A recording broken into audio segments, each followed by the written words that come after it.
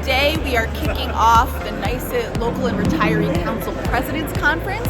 So we are getting all set up for the RA. People are just starting to arrive. The excitement is building. Look at us, we're right here. We're rocking the RA in 2026. We got Jamie Sapone, Ron Gross here. We got Police behind us coming up. Police right here. Police right here. RA 2026. We're really excited to kick off the president's part of the conference, and then our delegates are arriving sometime today, and we can't wait for the RA to kick off tomorrow. It's the most democratic thing that NYSUT does. But it's so important to advocate for our students, for other colleagues, and making a difference in the lives of the people we work with. Every voice needs to be heard.